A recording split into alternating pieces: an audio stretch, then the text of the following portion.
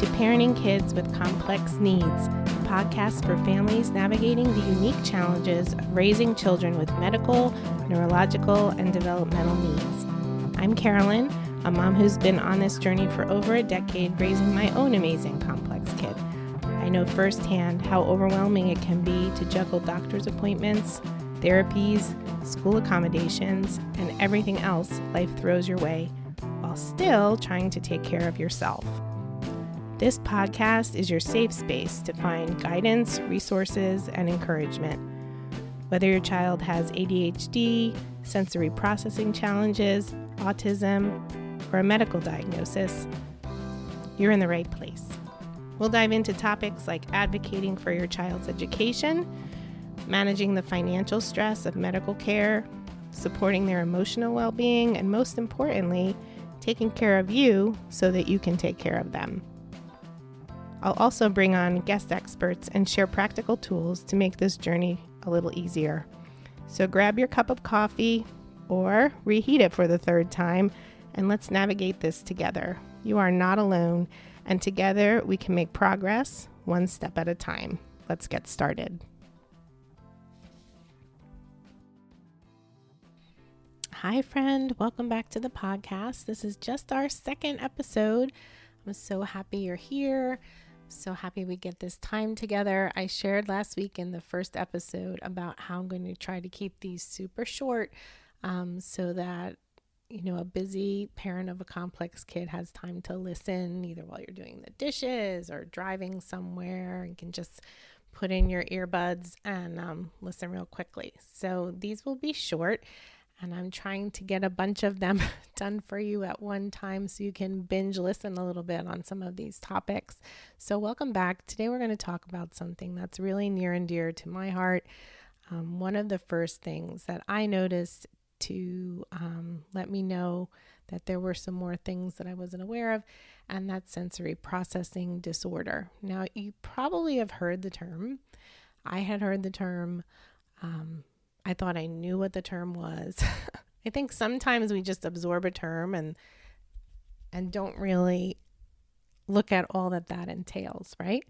So what we're going to talk about today is, what it is, a little bit of my experience with it as a mom and also as a teacher, and then just share with you some practical ways that you can support your child at home with that, okay?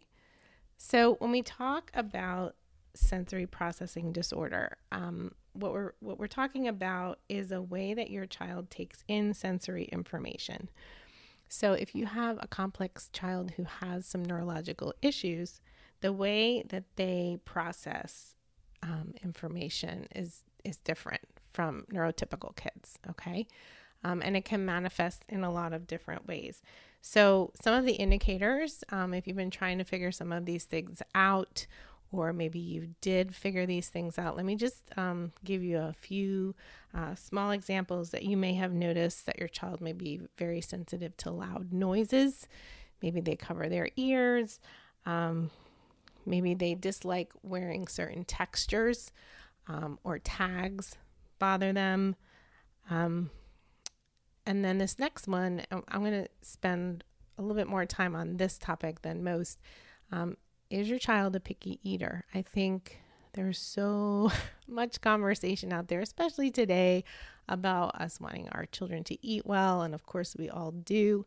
But neurodiverse kids with neurological differences in their brain very often have sensory challenges going on that are oral, and that is contributing to their challenges with eating. So if you are beside yourself trying to figure out why you can't get your child to eat more than a couple things, or maybe they start to eat something and then they stop, or if every meal is really a challenge for you, it's very possible that this is like an oral sensory sensitivity that you're dealing with. And I really do want to spend some more time diving into that one, because I think there's a lot of mixed opinions there. And I want to encourage you if you've been seeing this along with some other things. Okay.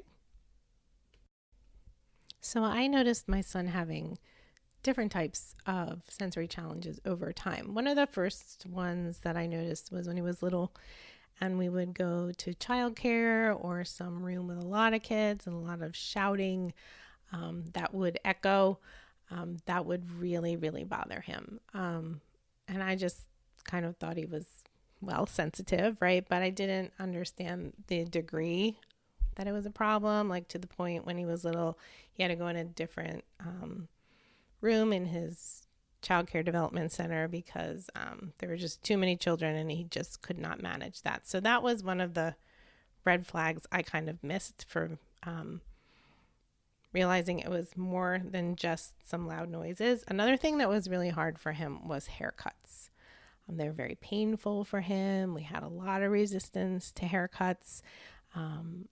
That, again, was not something that I was putting two and two together about, but it's a very common problem with kids with sensory issues. And I'm actually going to share with you a resource that I found that was super helpful for us in getting through that. Another one was teeth brushing. And this actually became more of a problem as he got older. And I was surprised by it, but it was actually painful for him to brush his teeth. And then I should have been noticing that there was a lot kind of going on orally for him, because the biggest challenge that we've had since probably he was 2, and honestly is still a challenge for us, is eating. And what we found out over time, and as he's been able to express those things more, is that there's some of it's anxiety based on the textures, but it is texture based and how it feels in the mouth and all those kinds of things. But it is a pretty regular challenge for us. And the solution that I found, and it took me too long to find, and I want to save you time, is he really needed an occupational therapist to help him with that. Now, I was a teacher for a really long time, worked with occupational therapists in the building, thought I understood what they did. But I have taught for more than 20 years, and even the occupational therapists themselves told me in more recent years that the focus used to be a lot more on the finer motor skills that they were working on with kids. And so if I saw a child with some trouble with handwriting, I might ask for an eval from the occupational therapist. But sensory issues is a very large part of what they do. And I honestly just found that out about a little over 2 years ago. I was watching somebody on Instagram that was an occupational therapist explaining all of this. And all of a sudden, all of the dots started to connect. And I got him seeing an occupational therapist, and we've been working on it intermittently ever since. So as you're listening today, I just want to give you some practical tools to figure out if this might be something that your child is struggling with as well. There are a lot of different sensitivities that they could be struggling with. And one of the indications can be if they come home from school or they come home from somewhere that was very stimulating and they just have a meltdown, like for no apparent reason that you can understand, or they're very angry or they appear to be angry when in fact they're just really hyperstimulated from their day. This would happen to us a lot while my son was still going to public school.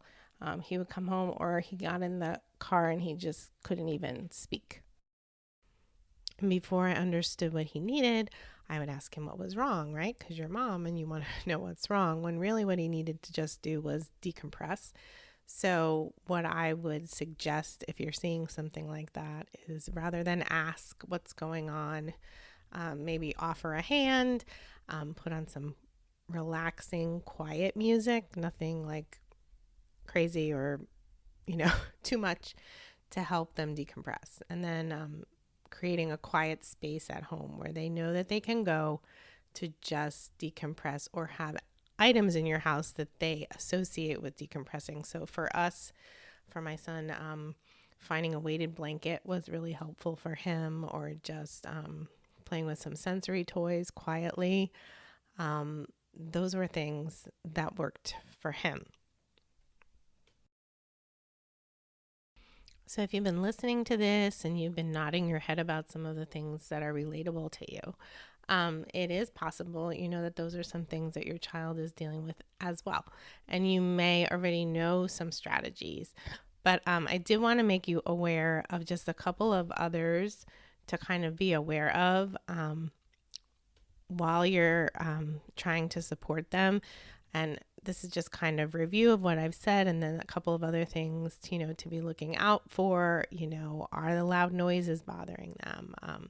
Do they seem to have trouble, with bright lights or overstimulating environments, or their textures of their clothes, right? Or like I was mentioning, the oral sensitivities, maybe, eating time is really hard for them, or they seem to have their emotions like super heightened when they come home. All these, maybe one might not be an issue, but if you're seeing it happen with more than one of those things, or when I just listed those off, you said yes, yes, yes, it might be something that you need to look into a little more closely. I have created a quick guide, and inside of it, there's also a checklist that you can run off. That can be a super helpful tool, just kind of assessing where your child's sensitivities might be. And then you can even use that for like a talking tool with either their teacher, your pediatrician, or, somebody else that you'd like to help you. I'll talk a little bit more about that resource in a second. And again, I'm being mindful of the time.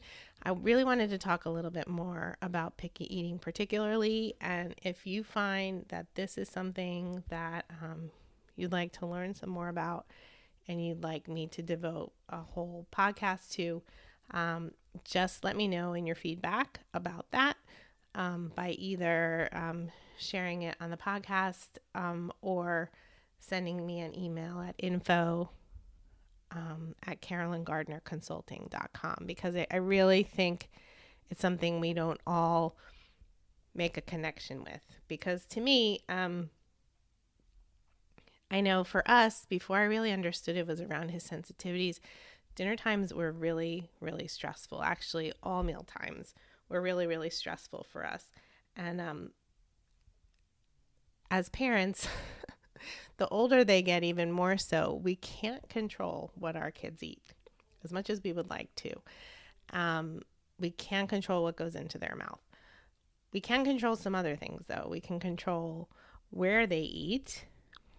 And this was powerful for me to learn. We can control where they eat, what we're going to serve them, what time. But once they're at the table, what I've learned that's been really powerful from the occupational therapists that I've learned from, and the feeding specialists and counselors that deal with this is those are the only things you can control. Once they're at the table, if you give them the freedom to choose what they are eating, that's really where it ends. And it's a whole nother thing. But if you're studying this and you're learning and you're running into a lot of other opinions about this and, what you should be doing at mealtime, it just confuses the process. So I would really suggest that if you're seeing these issues, to trust yourself and your judgment and do some research, and then try to block out the other voices so that you can learn about what's potentially going on with your child and their eating habits. Okay? So before we go, I just wanted to tell you again about a resource that I've put together for you when I was trying to learn all these things. And as I move forward, I always need to learn more things with my son. There's so much wonderful work out there that people have done and wonderful resources. But what has frustrated me sometimes is when I needed to digest something quickly and I needed strategies right away, I didn't have time to go through a course. I've bought some very good courses that I can use as reference points, but when I learn something and I need to help my child right away, I'd prefer something quick. So I was going on that for my experience and feedback that I've gotten from other parents. And I'm starting to create a series of quick guides for parents, which kind of defines the thing that we're talking about. So in this case, it's about sensory processing disorder. And it shows you some indicators of, things that they could be dealing with, and then quick strategies that you can apply. So understanding what it is, some of the things that could be affected in their day, and then some, specific strategies that you can try to help it. I've even included some resources that have helped us. Like I said earlier, there was a book that really helped us with haircuts. It's called It's Haircut Time.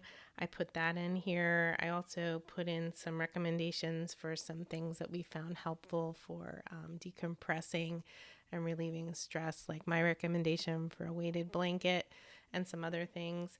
And then probably the most helpful thing in the guide, in my opinion, is a checklist about the different types of sensitivities your child can have that you can, take and fill out, and then not only help your child more, but now you have like a resource that you could bring to like a teacher's meeting or to your pediatrician to point out some things that you're seeing to kind of guide your conversations with those professionals. So if that's something that would be helpful for you, you can find the link to that resource in the show notes, or by going to CarolynGardnerConsulting.com/SPD guide. That's SPD as in sensory processing disorder guide. That's CarolynGardnerConsulting.com/SPD guide.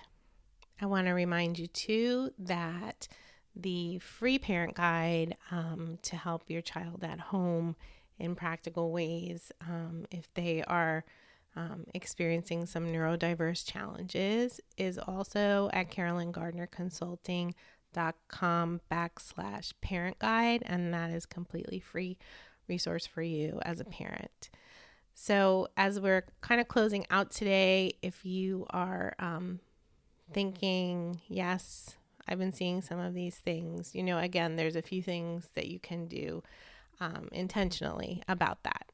Obviously, one of the main ones that you can do is, talk to your pediatrician if you have any questions at all.